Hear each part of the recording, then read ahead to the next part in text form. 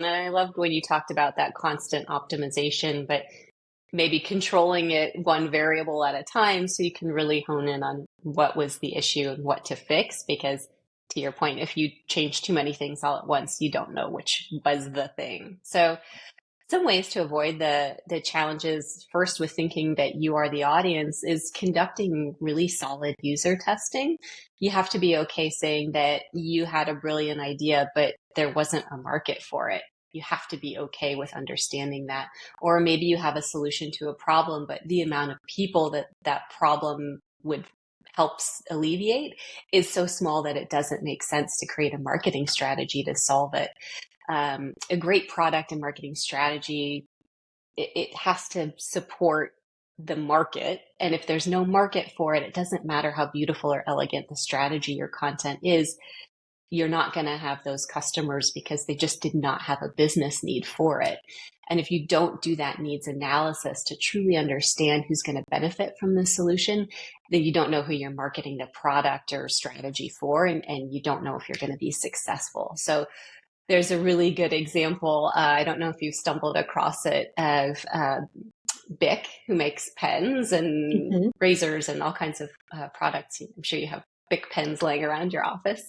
But there was a time when they tried a marketing strategy, product strategy of targeting women with a product called Lady Bic. And they were pens designed specifically for women.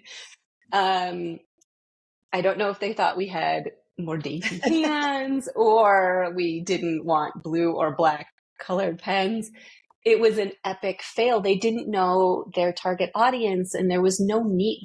I had no need for a specific lady pen.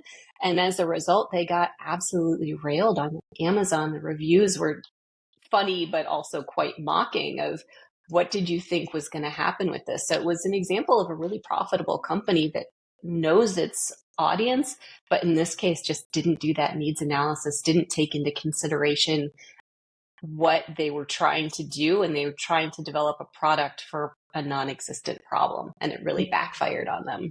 Yeah, it sounds like someone was making some decisions just to get maybe some customer counts or something.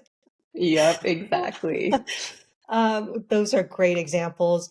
We touched upon success measures a little bit ago, but what are maybe some of the metrics that people should be measuring, some of the key ones that we should be looking at? Yeah, yeah. So it's always a good idea to set your success metrics at the onset when you're developing your strategy so that you know you achieved what you set out to achieve.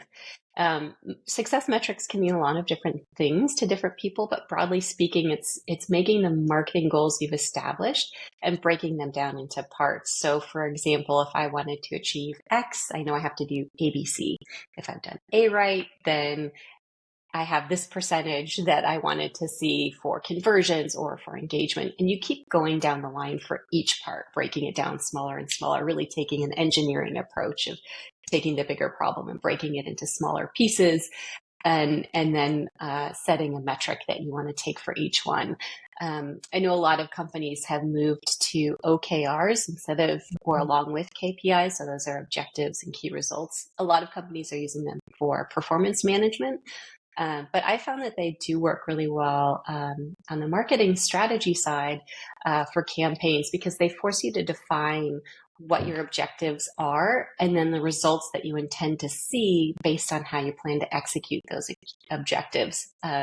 So the KPIs or performance indicators are also useful for benchmarking and seeing how something is performing over time, but they're usually a fixed measurement, whereas the OKRs are really adaptive. So you can set a success metric for content.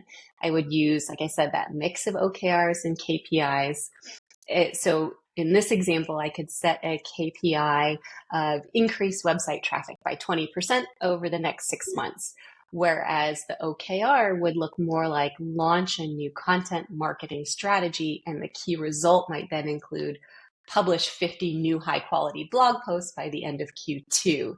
and achieve an average time on page of 3 minutes by the end of Q2. So both are necessary and add value, but the KPI doesn't help me define how I'm going to increase that web traffic, whereas the OKR really helps me define what I'm trying to do and then articulate how I'm going to do that thing and by how much and when. So it really adds that extra level of specificity and clarity when you're goal setting and then how you're going to achieve those goals and measure them to make sure that you are successful.